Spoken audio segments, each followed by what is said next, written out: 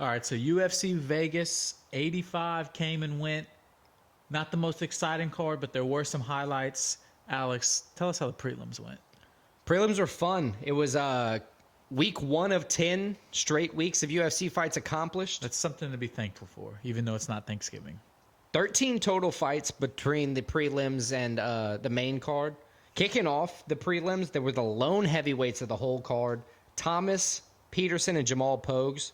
Thomas the Train Peterson and Jamal Stormtrooper Pogues, if you will. I guess you'll understand why in a second. Thomas the Train. Yeah, Thomas the Train. It's a good nickname. From the start, it was honestly all the Stormtrooper, as the Train was the droid he was looking for. Pogues earned a unanimous decision. I see what you did there. Huh? I see what you did there. I'm trying. Stormtrooper droid. I'll learn, maybe. He needs more of a robotic nickname, but I'll get better. Let's go. Pogues won the fight by unanimous decision. Landon Quinones had a shot at redemption. He's the lone wolf in this fight. He took on UFC debuter Markel Medeiros. Quinones started strong, howling through the first round, but that couldn't last just because Medeiros showed who the alpha was, securing the second and third rounds, winning the fight by unanimous decision. He's not the pack leader. No, Medeiros is, man. He took that alpha spot. Going down to flyweight, but up in excitement, Julija Stoliarenko debuted in her new division to face, and I'll go out and say it, the overweight Luana Carolina. I mean, you missed weight by what, 4 pounds? 4.5 pounds, dude. Yeah, that's fair. She nearly lost the fight after suffering a brutal onslaught by Stoliarenko early. Unfortunately for us, Carolina showed Stoliarenko her dread, I'll say, knocking Stoliarenko out with only 8 seconds to go in the fight. Stalking forward, we move on to Blake El Animal Bilder, who took on Jeong Lee, the Korean Tiger. The Korean Tiger kept Bilder at bay, utilizing his range and defense to win 30-27 by unanimous decision on all the cards, because that's what unanimous would mean. Yeah, typically. At least in this, reality. Somehow not the best fight on the prelims, though. Themba the Answer Gorimba took on Pete Dead Game Rodriguez. Dead Game versus the Answer. This fight took only 32 seconds before Gorimba found the Answers and threw a knockout blow to put Dead Game on the mat. Yeah, your nickname comes back to haunt you when it has dead in it and you get knocked out. Right. Pete found out the hard way and was left searching for his own answers. Found none, of course. Next up, we have Azat Kazakh Maksum. God damn, that was hard to say. He took on Charles Energy Johnson. The Energy had enormous energy, where he was put on his heels early in the fight with Maksum's aggression. It's a positive energy or a negative energy? The first one's a negative energy, but despite that pursuit, Maksum faced Johnson's energy. That would be the positive energy, where Energy put up 29-28 to score the fight on all 3 judges' scorecards. Another unanimous decision victory, surprising everybody. A lot of decisions on this card, a lot of bad nicknames as well. And probably my favorite fight of the night, a big redemption story, headlining the prelims, the fantastic showing. This is a rematch from 2019, ending in the same victory for Molly Meatball McCann, just different style. The first one was the decision. Diana Warrior Princess Belbita took on Molly Meatball McCann. The Meatball rolled into the fight, taking control and dominating strong. She attacked early and often and sent the Warrior Princess acting like a damsel in distress late in the round. Taking her down, McCann locked in a submission in the last seconds of round 1. I think that's her first UFC submission. She just had, I think, a Polaris submission, when she was doing her little campaign. Always good to see her win, get her back on the right track. Yeah, I like it. So good props to Molly McCann. Let's go straight into the main card. What are we looking at? So let's start main event, Dolidze Imavov, and it was a performance. I wouldn't say a great performance from Imavov, but I would say anybody watching that fight, except apparently for one of the judges, could have easily saw that Imavov won the fight, was the better fighter. Somehow a judge scored it 47-47 draw, which I don't know how. So Imavov won by majority decision. How'd you see this fight? Look, and you're right. While it wasn't the best showing from Imavov, It's not a performance where it's a good win, but he's not coming out being like title shot. I deserve. Like he's probably not even gonna get. He's gonna fight a lower ranked guy again. Right. Yeah, and I have questions about that in a minute. But to be fair to Imavov, he put out an excellent first round. Easy 10-8 first round. Great first round, but he didn't get the finish, and he kind of blew his load, it seemed like. Right. I think that's why it wasn't the great performance we've seen from Imavov in past outings. I think he was kind of gassed, had to take a round or two to recover because he threw like 115 strikes. Honestly, and the ref wouldn't call the fight. We've seen refs stop it for way less than that. We've seen refs in that fight card stop it for way less than that. Props to Dolidze for staying in there, but yeah. It could have easily been stopped in the first round. But look, Dolidze did hold more total and then control you get the first. in the fight. If you would have got the first round stop, then you can say like title shot. But because it kept going, it didn't. Look, I'll say this was an impressive showing across the board because in the middleweight division specifically, we normally talk about who's next, right? I'm having trouble finding out who to talk about for who's next because 1 through like. He's not 10? getting a guy ahead of him. They're all booked. Right, 1 through 10 are all booked. The only fight that makes sense to me is the rematch versus Chris Curtis. Or Sean Strickland. Since Sean just lost, that's the only opening.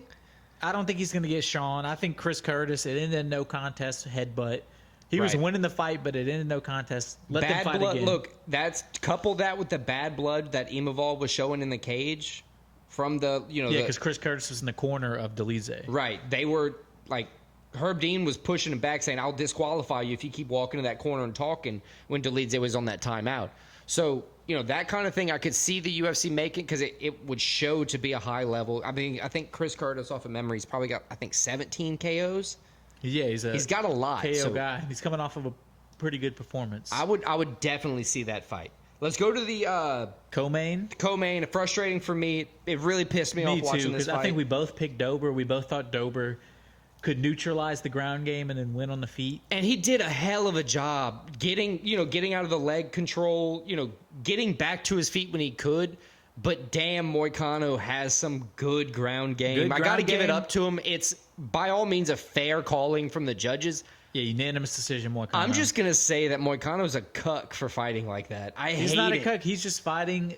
They say you fight the least possible resistance. That's how you should do it. The easiest way to get the win. Oh yeah, that's what he's doing. He did his job. I respect the hell out of his game. It just aggravated the hell because I was just rooting for Dober on this one. I like Moicano. I like Moneybags or whatever they decided they wanted to call him. Or Money Moicano. Yeah, that's what it is. Pfeiffer is Moneybags. The fight coming up later. Yeah, this next week, dude. But that was also a good showing by Moicano. I can't say much about it. Disappointing from Drew Dober. Hard to deal with the It wasn't a horrible performance, but it was just.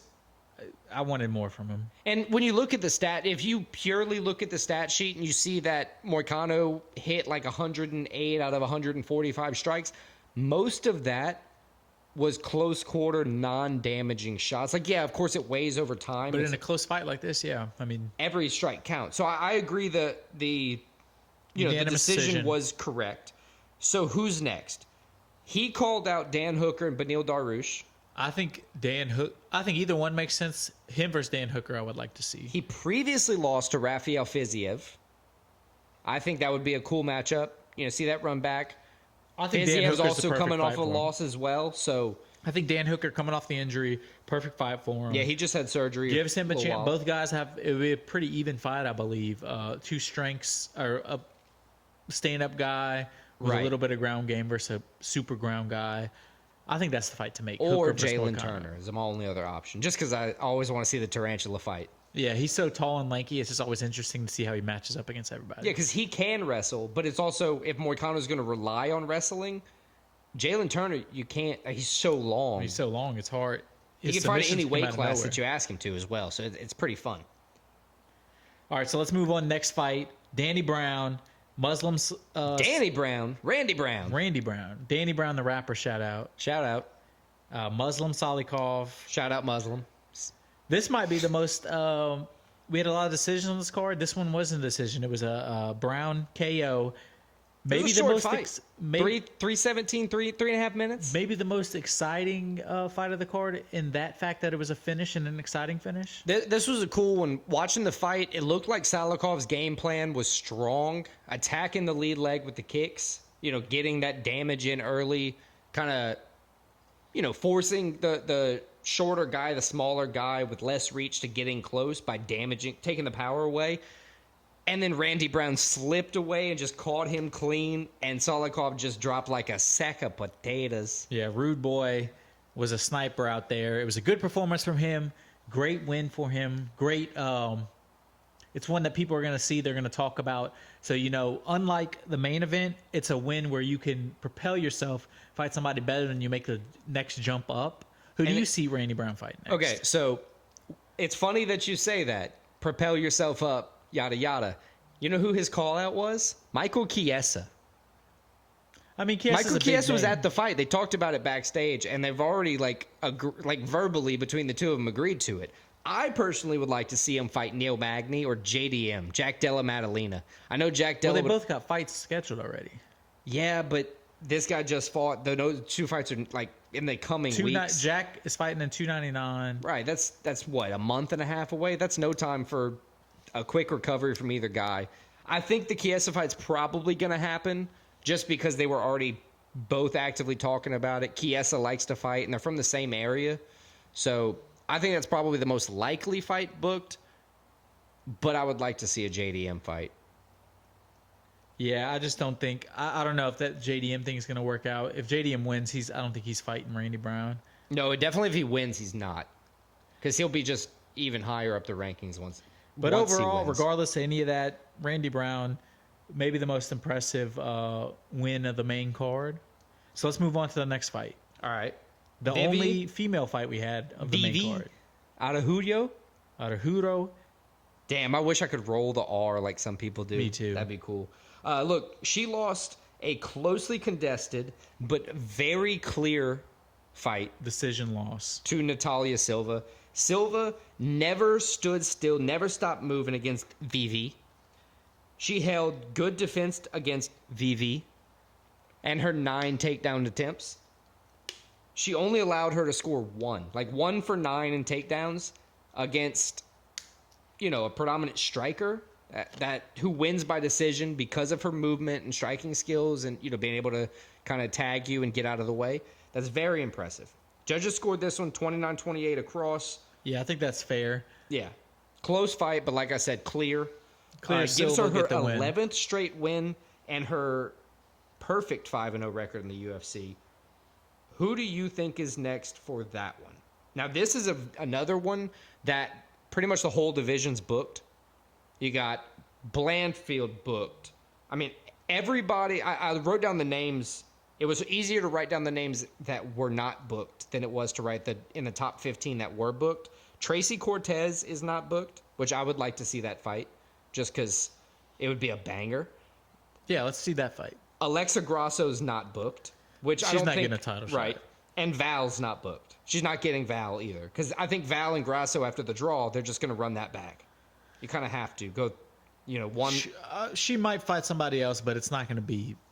I think Tracy Cortez is the fight. I think Tracy Cortez, that would be the fight to see. It's honestly the only fight that you can book in the coming And I think it would be months. A close, entertaining fight, as you said. A banger. A banger.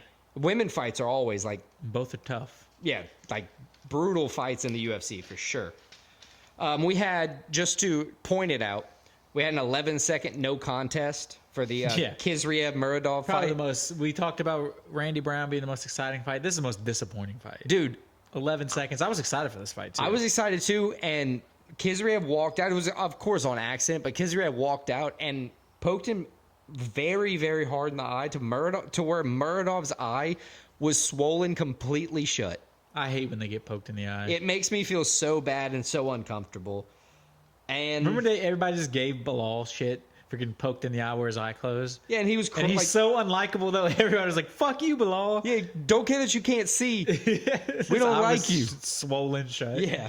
Dude's crying because he thinks he's never going to be able to see again. And Twitter's going off like, pussy. Yeah. All right. First fight of the main card. And last fight we'll cover. Broke ass Charlie Buffalo, Chuck Buffalo, Charlie Radtke, not broke ass, sorry. He's not broke anymore. He did not win the $50K bonus, so he is kind of broke. Yeah, probably so. He probably got $20,000 total. He did hold near perfect striking, even though he was an asshole in the press conferences. Yeah, he got the first round KO. So it's overall, if you don't like the guy, that's one thing, but it was an impressive performance from him. Absolutely. Urbina, he got dropped once, got back up, showed a little bit of poise. It looked like it almost looked like a false drop where like you get hit, you slip at the same time. Just kind of slip, yeah. But then it was clear that the dude was wobbled. He was just kind of poised after because Radtke hit him one more time and it was just like he fell apart. That was good from Radtke capitalizing on a weakened opponent there. Strong power.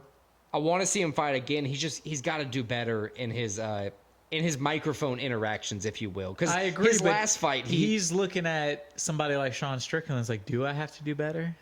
I can just say whatever I want as long as I'm winning these fights. Yeah, just probably lay off the homophobic slurs at the very least. Probably so. Probably help with getting maybe some sponsorship deals if you lay that off of those. I don't even have anybody who he could fight. I mean, he's not low ranking, but he's not up there on the rankings yet. So if I was him, I'm just looking for another fight where I can. I'm looking for a quick fight because I didn't get damage. I'm looking to fight before UFC 300, honestly. If I'm a fight where you can have an exciting finish, that's going to be something exciting like that. Keep getting your name out there. That's how you move up. Yeah, I totally agree.